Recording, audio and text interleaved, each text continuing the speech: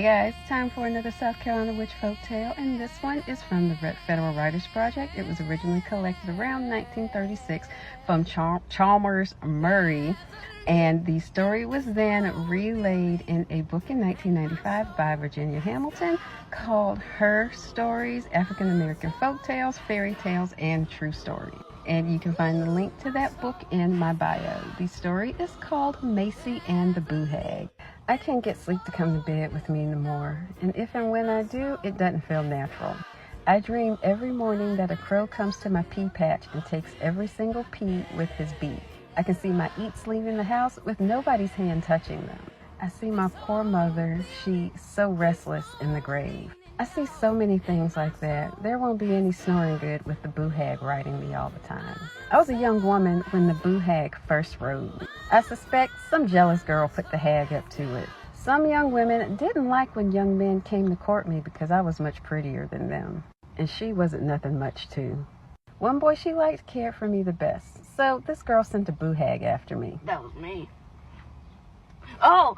Well, one evening, the Boo Hag came to see me. I was younger and getting ready for bed. Halfway up the stairs, this green light comes and swoosh, all burst in my eyes. Then it turns into a red light, and I can see this awful, raggedy-looking thing coming up the stairs behind me. This she-thing had a head as big as a barrel, and those bloody red eyes of hers just a-shining.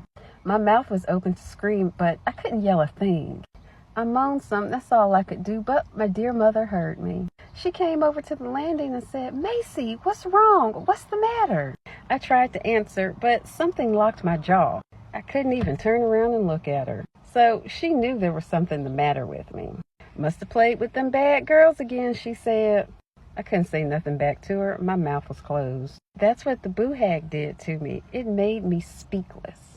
And the hag rode me until I felt like I died. I got real thin. She rode me so many nights. Just like I was some kind of broomstick or some skinny nightmare. A whole month of nights, and I couldn't sleep a wink. That's how the Boo Hag did me, and it scared me so.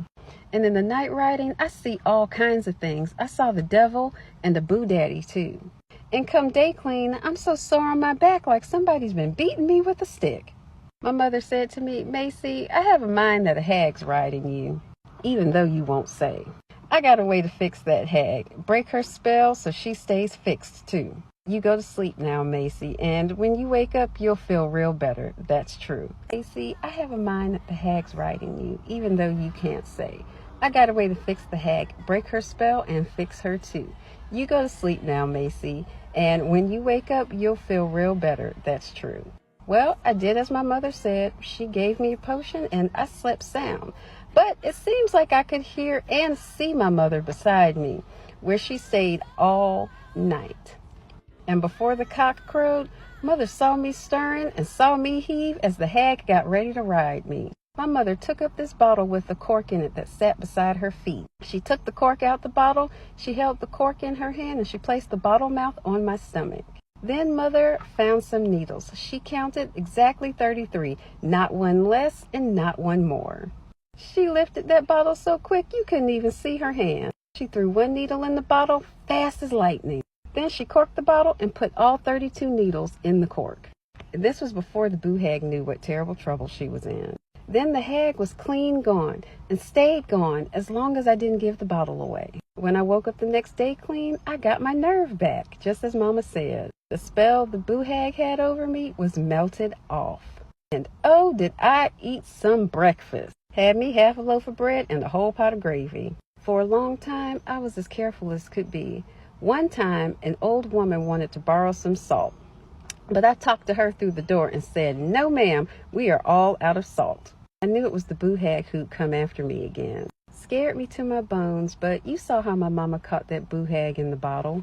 You see, she pinned it down in the bottle with the needle in case the Boo Hag tried to get out.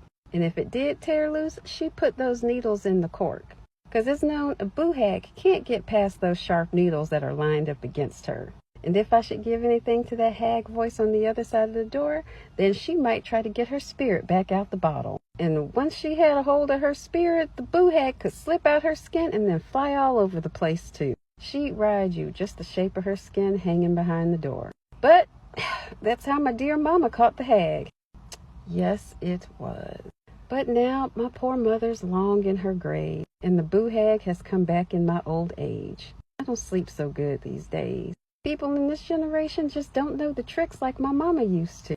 I am down so far. I wish for my dear mother. I do.